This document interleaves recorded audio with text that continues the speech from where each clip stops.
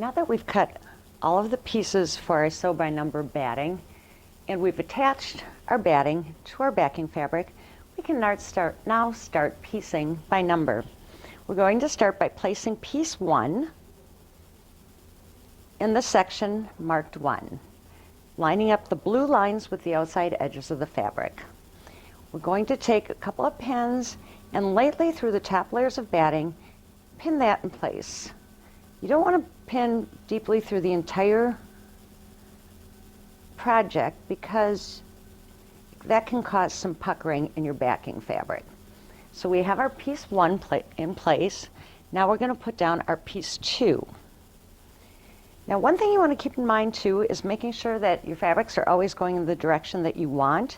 I want the teardrop end of these fabrics to be facing piece 1, so I want to make sure that my piece 2 is going to end up like this. So I'm going to make sure, double check that, and then take my piece 2, line it up right sides together with piece 1 on the blue line.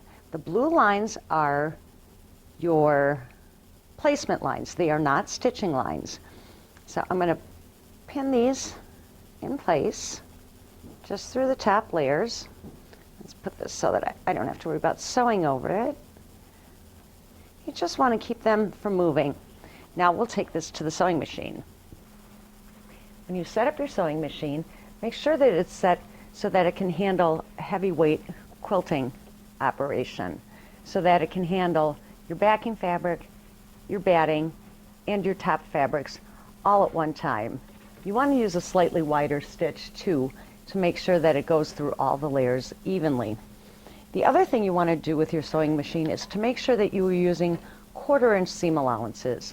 Some machines come with a foot that's a 1/4 inch. Otherwise, you want to make sure and measure where your needle is compared to where the edge of your fabric is going to be. So on my machine, I'm going to take a small ruler and I'm going to drop my needle down, line it up with the ruler, and then drop my foot to see where that 1/4 inch is going to line up. For me, it's going to line up right where the metal and the plastic meet, so I want to make sure when I'm sewing that that's where my seam is. Now, making sure that we have our fabrics lined up on the blue line and keeping our 1/4 inch seam allowance in mind, we're going to stitch pieces 1 and 2 together. You want to back tack at the beginning and end of your stitching.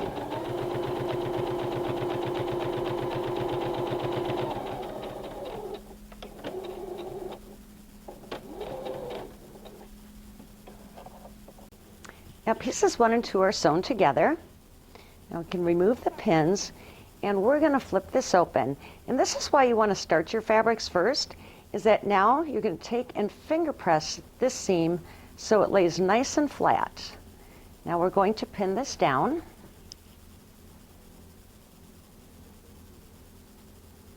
To keep it secure. And then we are going to add piece 3.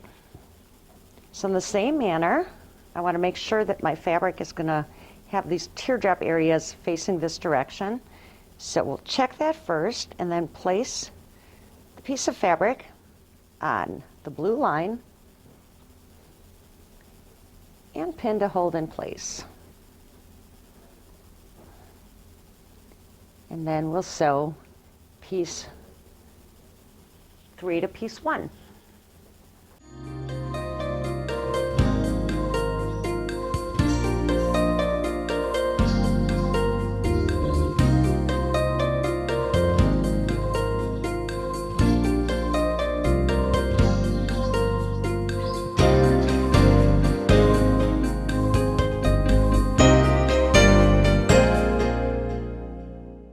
We've completed sewing piece 3 to piece 1.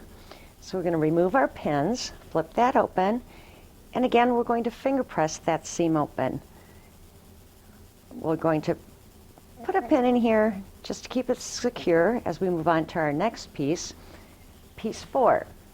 Again, I want to make sure that my direction is the way I want it. So I want it to end up that way. So I will flip it over, make sure I line it up on the blue lines. As long as you continue to line up on the blue lines, you will always keep your pattern square. You don't have to worry if something shows or didn't get sewn quite straight the first time. It will as you continue sewing through the entire project. So piece 4 is pinned and we'll sew that.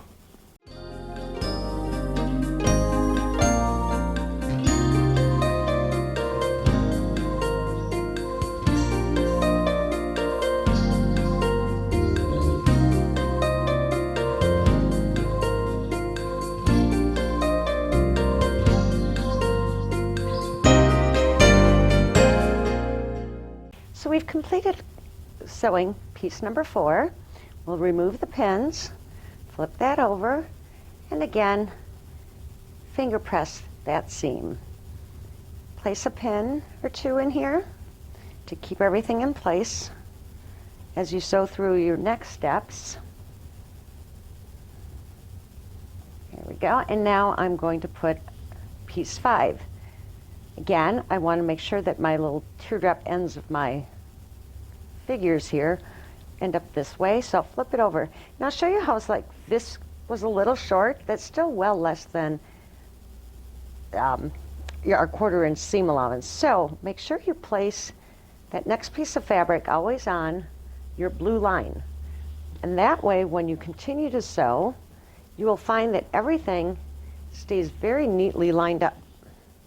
So I've got my pins in place for piece 5, and we can sew that piece.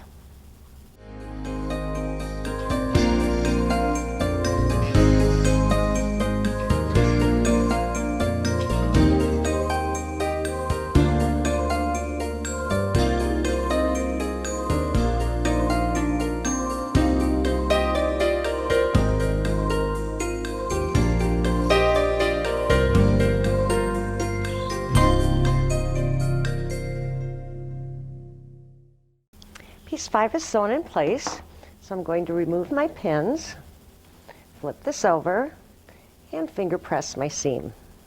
One thing you want to make sure and do too as you sew along is to trim your excess threads. That'll just keep everything nice and tidy as you work. So we'll take that piece, we just finished sewing, and we'll pin it down just to keep everything nice and tidy. I've chosen stripes for, so these are not as directional. So I'm going to want to put these here. Again, you're going to want to line everything up on the blue line. And this time I'm going to do pieces 6 and 7 because they're far enough apart that I could sew them at the same time. So actually I've pinned here piece number 7 first. But we'll take number 6 and again line this up on the blue line. And you want to make sure that you're lining it up on this edge here because you need the overlapping on your ends, outside edges of your placemat. So we've got our pieces pinned, and now I can sew pieces 6 and 7.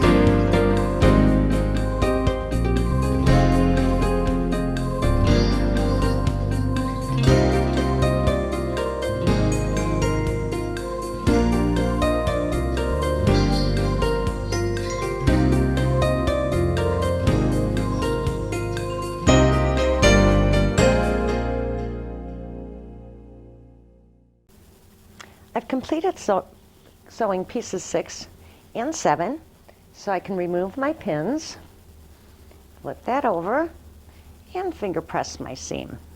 Again, I'm going to pin that down to hold it in place for our next piece.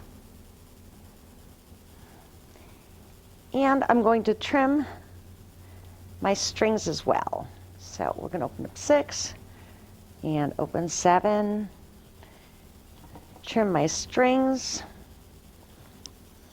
and as you flip it over, you can see how nicely you're quilting everything, all of the layers, at the same time that you are sewing your pieces together. Now I'm going to add pieces 8 and 9. And again, we're going to take our strips, line them up on the blue line. Lift that up, just double check, make sure you're on the blue line. Take your pins and to hold your fabric in place. So we have piece 8 and we have piece 9. And like I said, you want to make sure that you have everything lined up to here. And we'll put in our pins.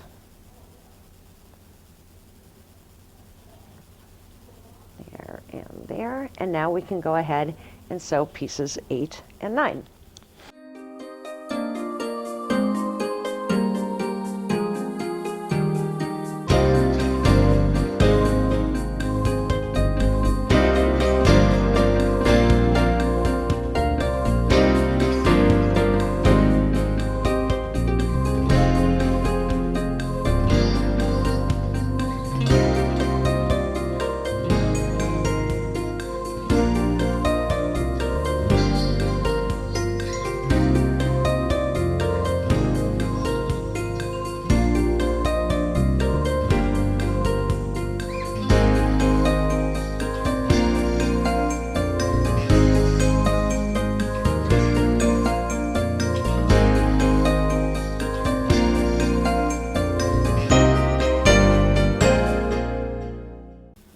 I've completed sewing pieces 8 and 9. Now I can take those pins out, flip it over, finger press my seam. This is where the starch comes in so handy, is when you're finger pressing these seams so they lay nice and flat.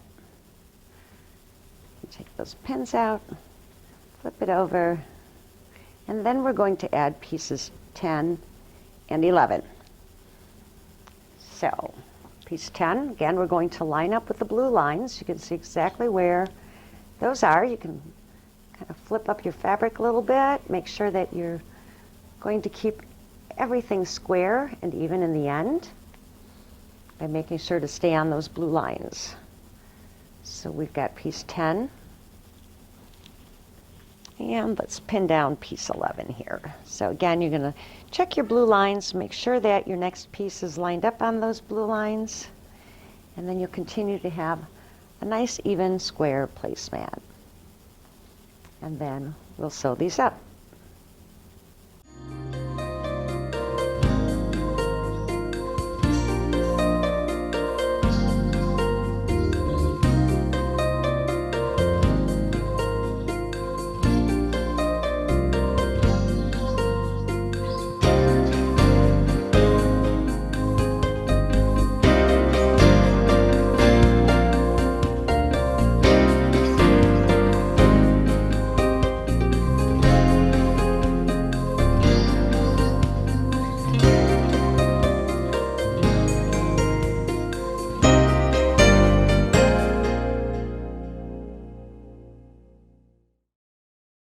We've sewn pieces 10 and 11.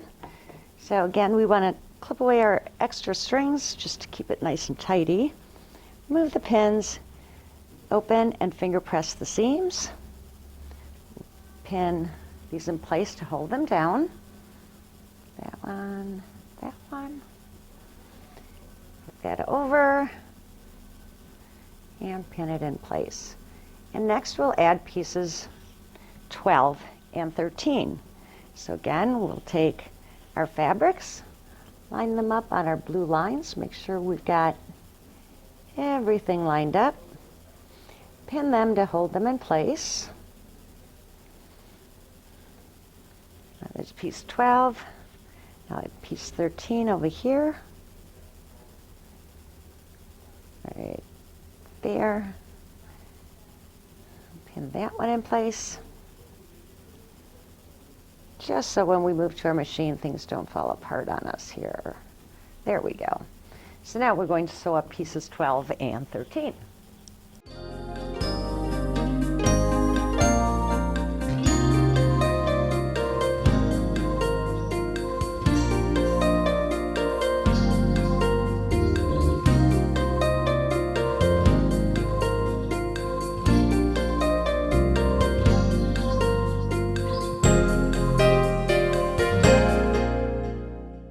So we've completed sewing pieces 12 and 13.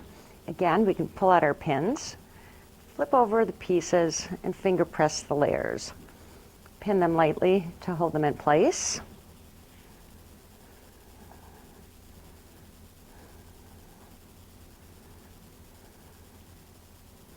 And then we have just our 4 corners, 14, 15, 16, and 17 left to sew. I'm going to flip this over and show you how nice it looks on the back side. It's all quilted as you put the pieces together on the front. How nice is that? So we're going to pin in place pieces 14 through 17. Again, on the blue lines.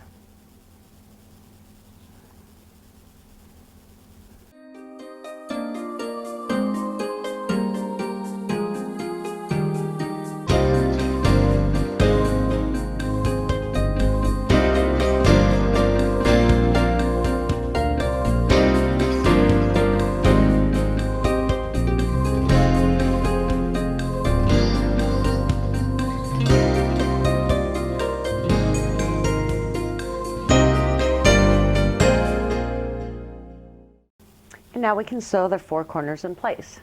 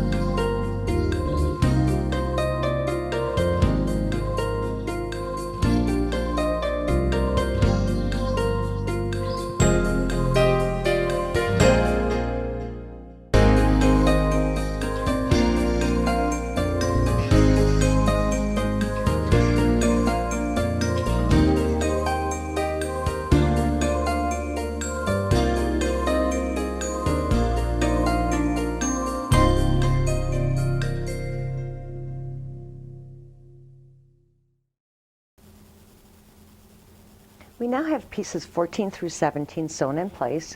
So we'll remove our pins and finger press those seams open on all 4 corners. We can remove all of our pins at this point.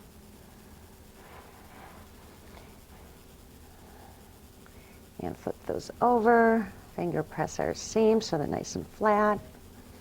And because these 4 corners are loose, I am going to pin them down before we trim this out. That's going to be the next step in creating the placemat, is to trim it down to size before adding our binding. So have our 4 corners pinned down. And then, as you can see on the corners of our printed batting, there are little cross marks that have extended beyond the printed pattern. That's so you can trim your pattern out to size. Now, because these all overlap beyond the side edges, I like to mark it first. So this way you can either use a scissors or a rotary cutter to trim out your backing and your top piece layers. So I'm going to mark all 4 sides using the cross section, because if you cut off the entire edge, then you're not going to be able to see where the line is. So I find it easiest to just mark all 4 sides.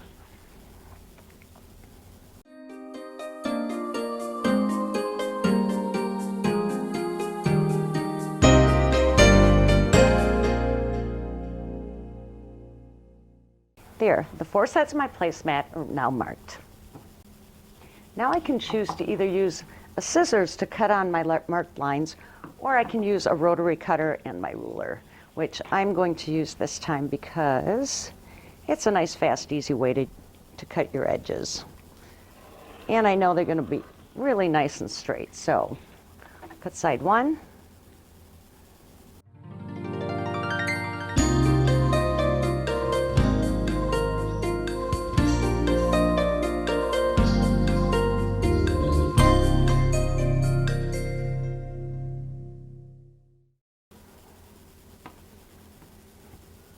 Now my placemat is trimmed to size and it's ready for binding.